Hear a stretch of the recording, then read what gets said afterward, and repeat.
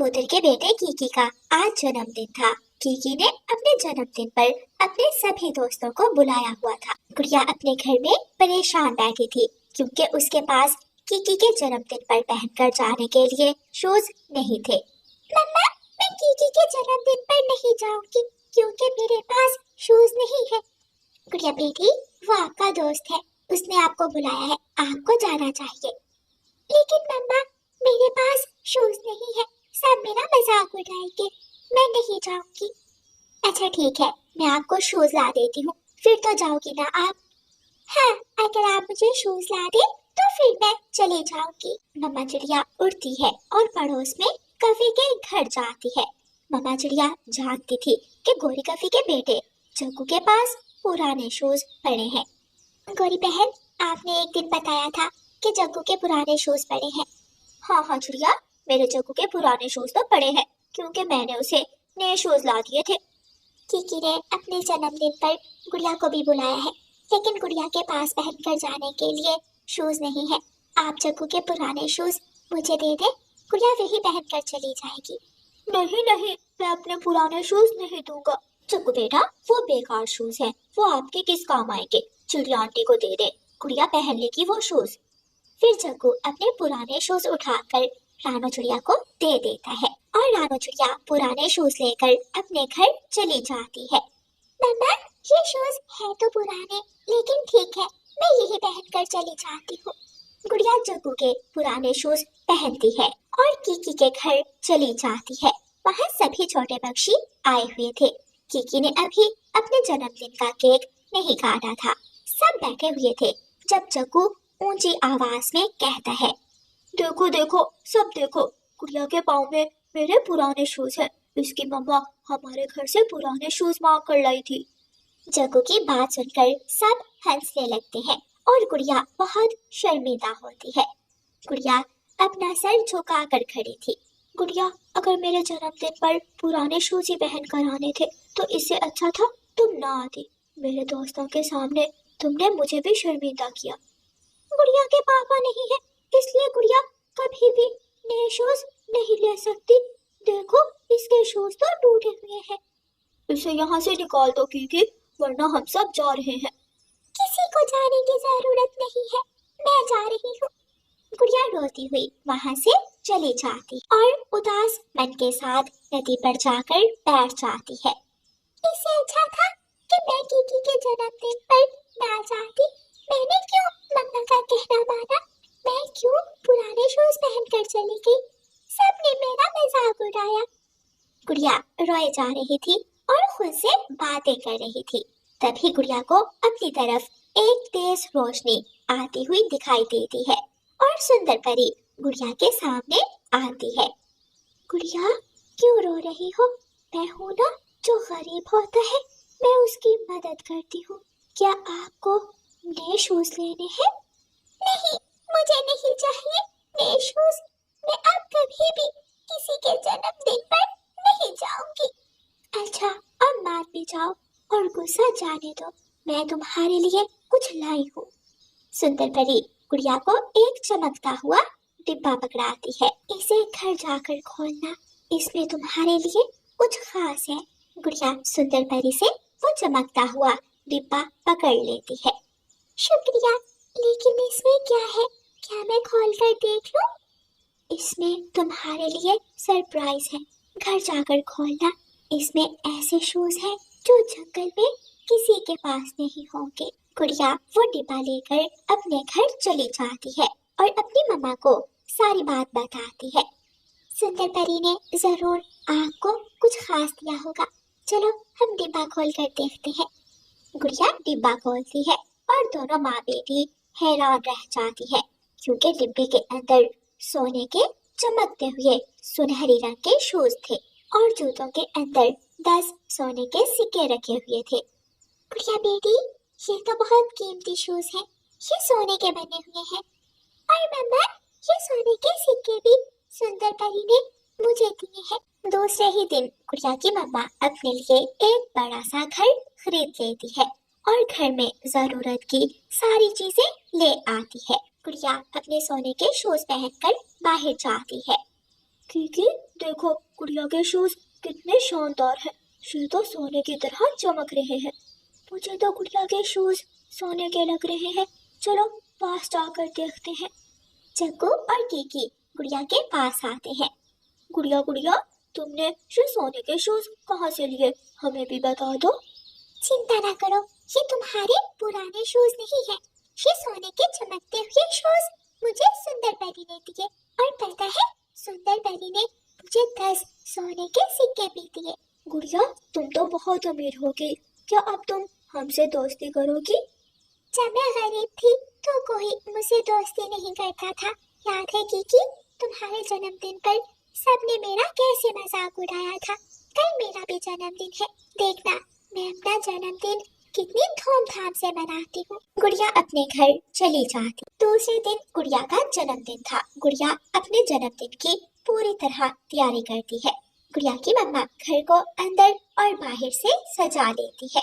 गुड़िया के घर में अच्छे अच्छे खाने बन रहे थे। मम्मा, मेरा जन्मदिन हम दोनों माँ बेटी ही मनाएंगे। मैं किसी को नहीं बुलाऊंगी क्योंकि मेरे सभी दोस्त बुरे हैं। सबने कीकी के जन्मदिन पर मेरा मजाक उड़ाया था। गुड़िया बेटी, उस वक्त हम गरीब थे, आपके जूते टूटे हुए थे, लेकिन अब कोई आपका मजाक नहीं उड़ाएगा और सब आपसे मिलना चाहेंगे। जाए अपने दोस्तों को अपने जन्मदिन का आमंत्रण दे आए। फिर गुड़िया अपने सोने के शूज पहनकर बाहर जाती है। गुड़िया सबसे पहले गोरी कफी के घर जाती है। गोरी कफी तो गुड़िया के सोने के शूज देखकर हैरान रह जाती है। गुड़िया, तुम्हारे शूज कितने कीमती हैं। काश हमारे पास भी ऐसे शूज होते। आंटी, आज मेरा जन्मदिन है और मैं आपको अपने जन्मदिन का आमंत्रण देने आई हूँ। शाम को सब आ जाना। हाँ हाँ, क्यों नहीं गुड़िया बेटी, हम जरूर आएंगे। गुड़िया, क्या मैं भी आ जाऊं? क्या तुमने मुझे माफ कर दिया? मैं शर्मिंदा हूँ, मैंने उस दिन आपका मजाक उड़ाया था। हाँ जग्गू भैया, आप भी आ जाना। अब मैं वो गरीब गुड़िया नहीं रही, अब सब मुझसे दोस्ती करना चाहते हैं। फिर गुड़िया कबूतर के घर जाती है और कीकी को अपने जन्मदिन का आमंत्रण देती है। शाम के बाद सभी छोटे और बड़े पक्षी गुड़िया के घर पहुंच जाते हैं। सब बहुत खुश थे। गुड़िया की मम्मा ने बड़ा केक बनाया हुआ था। गुड़िया केक काटती है और सभी छोटे पक्षी गुड़िया को बधाई देते हैं। मेरे दोस्तों, एक बात याद रखना, वक्त बदलते देर नहीं लगती, इसलिए कभी भी गुर्बत में किसी का मजाक मत उड़ाएं। प्यारे दोस्तों, ऐसे सुंदर परी गुड़िया की मदद करती है और गुड़िया जंगल की अमीर चिड़िया बन जाती है। और प्यारे दोस्तों, अगर कहानी अच्छी लगी हो तो इसे लाइक, अपने दोस्तों के साथ शेयर और चैनल को सब्सक्राइब करना बिल्कुल मत भूलना। आपका धन्यवाद। तोता एक पेड़ पर बैठा मीठा फल खा रहा था। गोरी कभी तोते के पास जाती है और तोते से कहती है, तोते तोते, तुम आज मीठा फल खा रहे हो, क्या तुम्हें लाल मिर्ची नहीं मिली? गोरी कभी जानती थी कि लाल मिर्ची तोते को बहुत ज्यादा पसंद है। तोता उदास होकर कहता है, नहीं गोरी, मैंने पूरे जंगल में ढूंढा, मैं तो किसान के खेत में भी गया, लेकिन मुझे कहीं से भी लाल मिर्ची नहीं मिली। ये एक मीठा फल मिला, सोचा यही खा लेता हूँ। तोते तोते, अगर तुम अपना मीठा फल मुझे दे दो तो मैं तुम्हें बताऊंगी कि लाल मिर्ची का पौधा कहाँ है, जहाँ जाकर तुम जीभ भर के लाल मिर्ची खा सकते हो।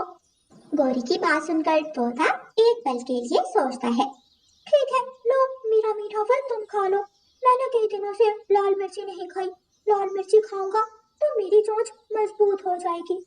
तोता अपना मीठा फल गोरी कभी को दे देता है। गोरी कभी मजे मजे से तोते का मीठा फल खा लेती है। चलो अब मुझे लाल मिर्ची का पौधा दिखाओ, कहाँ है लाल मिर्ची का पौधा? मेरे पीछे पीछे उड़ते आना। गोरी कभी तोते को एक वीरान जंगल में ले जाती है। तोते तोते, तुम यहाँ बैठो, मैं अभी देख कर आती हूँ, शायद मैं भूल रही हूँ, लाल मिर्ची का पौधा दूसरी तरफ था। गोरी कभी तोते को एक सूखे पेड़ की डाल पर बिठाकर वहाँ से वापस चली जाती है। कालू, आज मैंने तोते को उल्लू बना दिया, मैंने तोते को उल्लू बनाकर उसका मीठा फल खा लिया। अब मुझे क्या बता रही हो? अगर मेरा इतना ही ख्याल होता तो थोड़ा मीठा फल मेरे लिए भी ले आती। कालू, जंगल के सभी कौवे अपनी कवियों के लिए मीठे फल लाते हैं और तुम मुझसे मीठा फल मांग रहे हो। तोता काफी देर तक वहाँ बैठा रहता है, लेकिन गोरी कभी लौटकर नहीं आती। ये गोरी की बच्ची कहाँ चली गई? मुझे यहाँ छोड़कर, भूख से बुरा हाल है। तभी वहाँ से रानू चिड़िया गुजरती है। तोता चिड़िया से पूछता है, चिड़िया चिड़िया, क्या तुमने गोरी कभी को कहीं देखा है? हाँ तोते, गोरी कभी अभी थोड़ी देर पहले अपने घर की तरफ जा रही थी। ये सुनकर तोता उदास हो जाता है और रोने लगता है। बेशरम, बेशरम काली कभी, मेरा मीठा फल खा गई।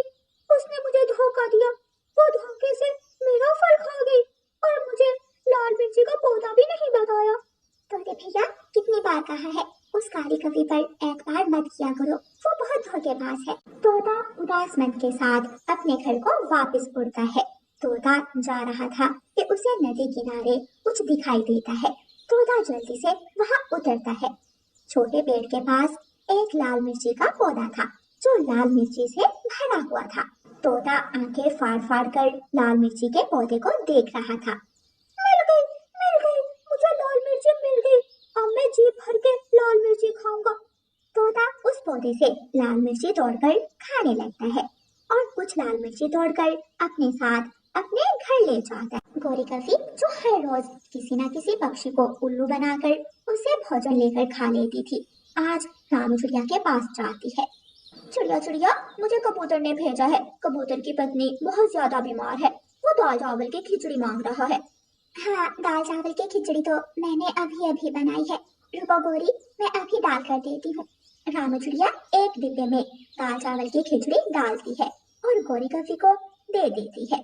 गोरी कभी रानू चिड़िया से खिचड़ी लेकर घने जंगल में चली जाती है। वाह वाह, ये खिचड़ी बहुत स्वादिष्ट है। आज तो मैंने चिड़िया को ही उल्लू बना दिया। बहुत सियानी बनती है ये चिड़िया। इस जंगल में कोई भी मुझ जैसा नहीं। गोरी कभी सबका मजाक उड़ाती है और मजे मजे से खिचड़ी खाती है। गुड़िया बेटी, आप घर में ही रहना, मैं कबूतर के घर जा रही हूँ। रानू चिड़िया अपनी बेटी को घर छोड़कर कबूतर के घर जाती है। लूसी बहन, अब आपकी तबीयत कैसी है? क्या हुआ रानू चिड़िया? मुझे तो कुछ नहीं हुआ, मैं तो ठीक हूँ। मैं तो अपनी माँ के जंगल गई थी, अभी थोड़ी देर पहले ही लौट कर आई हूँ। क्या लूसी, ये तुम क्या कह रही हो? कबूतर भैया, क्या आपने गोरी को मेरे पास खिचड़ी लेने नहीं भेजा था? ना भी चिड़िया, मैंने तो नहीं भेजा था। जरूर उसने झूठ बोला होगा। उस बेशरम काली कवि ने मुझसे झूठ बोलकर खिचड़ी दी। वो काली कवि कुछ ज्यादा ही शरारतें करने लगी है। हर रोज किसी न किसी पक्षी से भोजन हत्या लेती है। रानू चिड़िया, तोते को लूट लिया और तुम्हें भी लूट लिया। अब मेरी बारी है, वो जरूर मेरे पास आएगी, लेकिन मैं भी इतनी आसानी से उसकी बातों में नहीं आऊंगा। देखना, मैं ही उसे उल्लू बना दूंगा। आज मोटी बुलबुल के पास जाती हूँ और मोटी बुलबुल के फूलों का रस चुरा कर पीती हूँ। गोरी कवि बुलबुल के घर की तरफ जाती है। बुलबुल ने अपने घर में तरह तरह के फूलों का रस जमा किया हुआ था। गोरी कवि एक बैरल में छेद करती है और फूलों का रस पीने लगती है। दरवाजा खुलने की आवाज आती है और बुलबुल अंदर आ जाती है। बुलबुल को देखकर गोरी कवि एक बैरल के पीछे छुप जाती है। अरे, इस बैरल में सुराख कैसे हो गया? सारा फूलों का रस बह रहा है। बुलबुल बैरल का सुराख बंद करने के लिए आगे बढ़ती है तो वो पीछे छुपी काली कवि को देख लेती है। चोरनी, चोरनी काली कवि मेरे फूलों का रस चुरा रही थी। गोरी कवि तुरंत वहां से उड़ती है और खिड़की के रास्ते बुलबुल के घर से भाग जाती है। आखिर कब तक, एक ना एक दिन तो चोर को सजा मिलनी ही होती है। ऐसे ही एक दिन गोरी कवि कबूतर के पास जाती है और कबूतर से कहती है, कबूतर कबूतर, रानू चिड़िया की माँ आई है। रानू चिड़िया मिठाई मांग रही है, क्या तुम्हारे घर में मिठाई है? हाँ, मेरे घर लड्डू पड़े हैं, मैं अभी तुम्हें ला कर देता हूँ। कबूतर अपने घर जाता है।